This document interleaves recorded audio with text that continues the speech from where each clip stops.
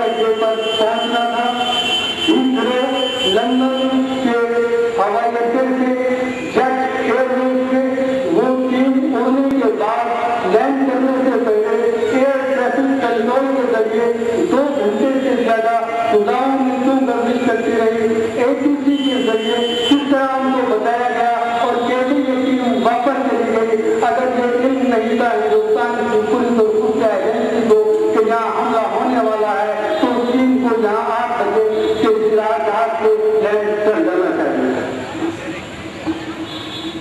जिस तरह आज अशोक कामते की मिसेस विनीता कामते इंडिपेंडेंस की तहकीक कर रही है इसलिए उनका शोहर शहीद हुआ है, इसी तरह से मेरी कौम को शहादत के दरवाजे पर खड़ा कर दिया गया है। मैं भी इसी तरह तहकीक कर रहा हूँ। जिस तरह उनका सुहाग दाव पर था, इसी तरह मेरी कौम भी दाव पर है। मैं बहुत सी बातें सोचता हूँ। आज बताना होगा कि 3 मिनट पैदल चले अगर बुधवारा पैंट के उस मेन रोड से, तो वो शब्द हाउस, जिसे नरिमन हाउस भी कहा जाता है, वहाँ पैदल पहुंचा जा सकता है।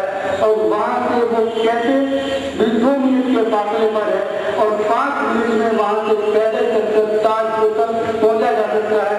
अमरीश मिश्रा जी का ताल्लुक मुंबई से है। अगर मैं पैदल चलने के मिनटों में कहीं कुछ कमी बेशी कर रहा हूँ तो बराए करम आप बोल सकते हैं। मैंने वहाँ एक बात का जायजा खुद पैदल चलकर, टैक्सी से जाकर, गाड़ी से जाकर हर तरह लिया है। उसके बाद मैं ये बात कह रहा हूँ कि 100 किलो गोल्ड नारिमन हाउस में किसके लिए मंगाया गया था? क्या दहशत गर्दों की मेहमान नवाजी के लिए? क्या 25,000 रुपए की शराब मेहमान नवाजी के लिए खरीदी गई?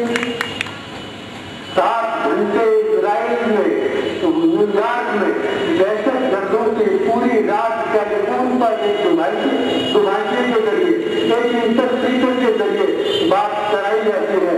इतना प्यार रखते हैं हम अपनी जमीन पर आने वाले दहशत गर्दों का कि उनके लिए शराब भी मंगाते हैं, 100 किलो गोश्त भी मंगाते हैं। तब तो सोचना पड़ेगा कि कितना वेलकम करते हैं। फिर सवाल करते हैं, आज आप सवाल करते हैं टुकड़ों में, मैंने कहा दिल की बात करूंगा, तकरीर करूंगा तो बहुत गुजर जाएगा। आज हमें सोचना पड़ेगा कि ये दोस्त किसके लिए था, ये शराब किसके लिए थी। मैंने उस जगह जाकर पड़ोसियों से दरियाफ्त किया। उनका कहना है कि विदेशी चेहरे गोरे हिंदुस्तानी और पाकिस्तानी एक जैसे नहीं होते हैं। गोरे यहाँ अक्सर दिखाई देते थे और इस हादसे के पहले भी यहाँ गोरे दिखाई देते थे। और जैसे ही टेलीविजन पर ये खबर दिखाई गई कि हेमंत करकरे शहीद हो गए हैं, वहाँ खुशियों की और पटाखों की आवाज सुनाई देने लगी। ये कौन से पाकिस्तानी दहशतगर्द थे जो हेमंत करकरे की मौत का जश्न वहाँ मना रहे थे। ये वो चुभते हुए सवाल है जिसका सामना हुकूमत नहीं कर सकती।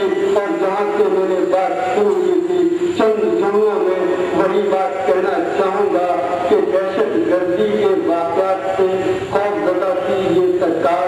और उसे लगता था कि इलेक्शन में अगर उसको जाना पड़ा और भारतीय जनता पार्टी ने दहशत गर्दी के मुद्दे पर इलेक्शन लड़ा तो फिर मुंह की खानी पड़ेगी, हमें शिकस्त का सामना करना पड़ेगा।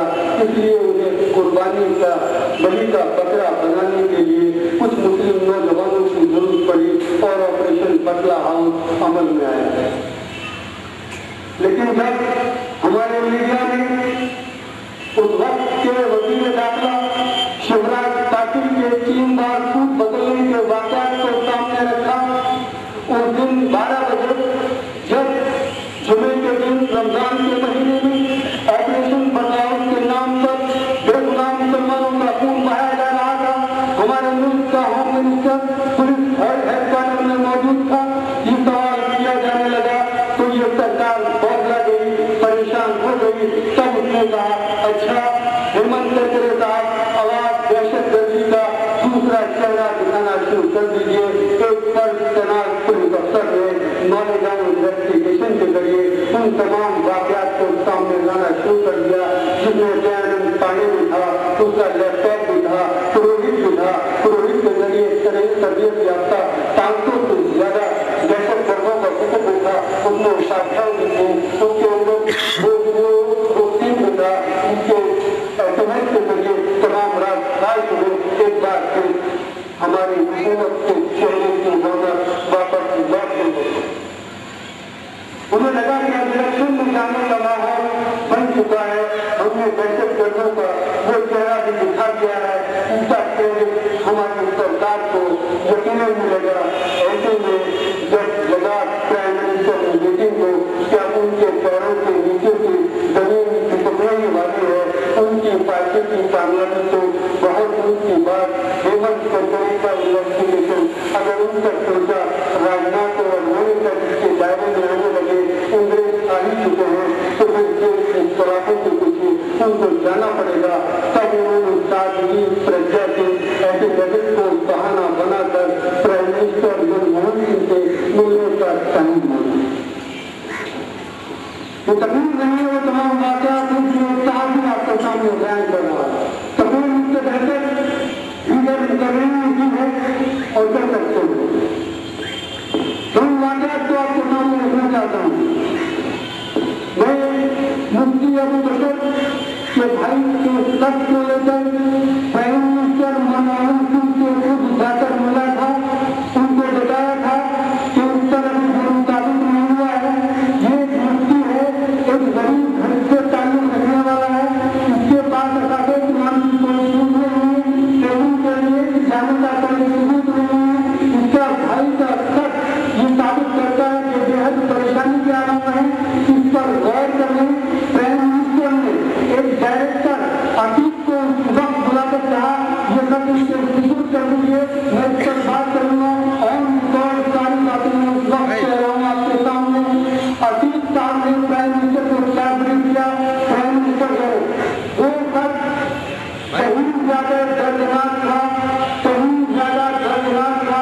सादगी प्रज्ञा सिंह के ऐसी जैलिस को मैंने दोनों ही चीजें शायद की हैं। अबू बकर का वो सब भी सादगी प्रज्ञा सिंह का ऐसे जैलिस भी एक मुल्क के वजीर आजम के लिए दोनों सब जैसे होने चाहिए। एक मुफ्ती भी, एक सादगी भी, अगर उसका जन्म साबित नहीं हुआ था तो सादगी का जन्म साबित नहीं हुआ था। अगर सादगी पर जुर्म नहीं किया जा सकता तो अबू बकर पर भी जुर्म नहीं किया जा सकता।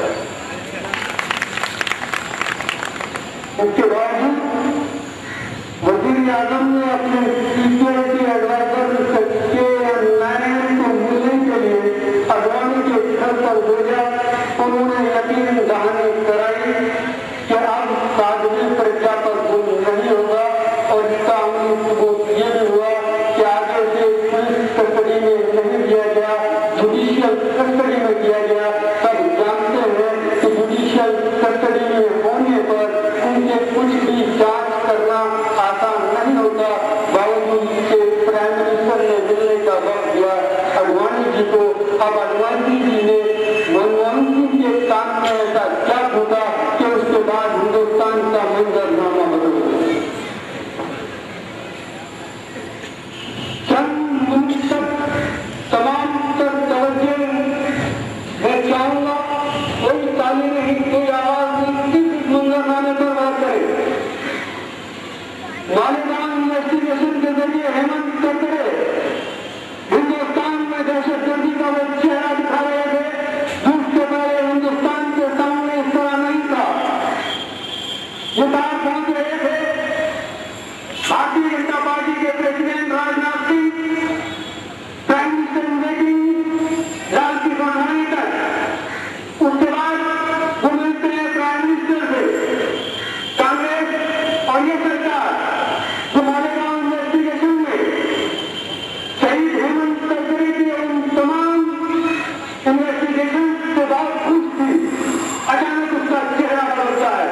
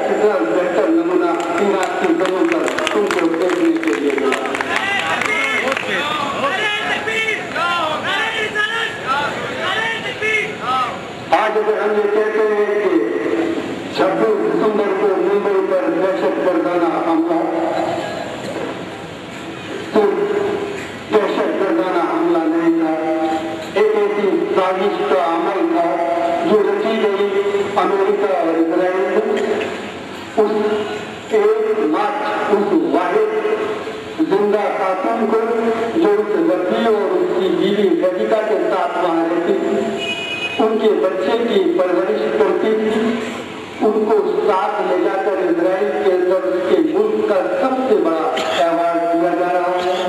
क्या अपनी जबान बंद रखने की रिश्वत है ये? और जितने लोगों को बताया गया कि वो नारिमन हाउस में यहूदी मारे गए, कौन बताएगा कि वो मारे गए थे, उनकी लाशें यहाँ पे गए हैं, यह तक जिंदा कई सलामत है, इसलिए कि किसी ने उनको जाते हुए देखा नहीं, जिस तरह अंदरिया को देखा नहीं। ये खुफिया जहाजों से जाते हैं, हमारी सरकार की सरपरस्ती में जाते हैं। एक मिसाल में आपके सामने रख देता हूँ, वाकई आपके सामने आ जाएगा कि हेजबुल का नाम अभी आप भूले नहीं होंगे। ये वो शख्स था जो गुजरात में था, अहमदाबाद में था, जिसके कंप्यूटर से इंडियन मुजाहिदीन का वो ईमेल भेजा गया जिसमें ये जिम्मेदारी कबूल की गई कि ये इंडियन मुजाहिदीन के दहशत गर्दाना हमले थे। उसके बाद हमारी हुकूमत ने, हमारी पुलिस ने, हमारी सरकार ने बाहिफाजत उसे अमेरिका की सरजमीन पर चले जाने का मौका दिया। जब ये दो सरकारें मिलकर आवाम की आंखों में धूप झोंकने का एहतियात कर ले तो एक छूट को सहवार भूलकर हमें ये दिखाया जाएगा कि ये पहचानो अजमल आमिर सदाफ का चेहरा, ये दहशतगर्द है। वो बुलाएंगे उदैया को, कहेंगे इन 6 हफ्ते पुरानी लाशों को पहचानो, और वो कहेगी कि पहचान लें। मैं कहता हूँ एक माँ के लिए भी 6 हफ्ते के बाद अपनी बेटी की लाश को पहचानना बहुत मुश्किल होगा। उसने रात के मेले में महज 3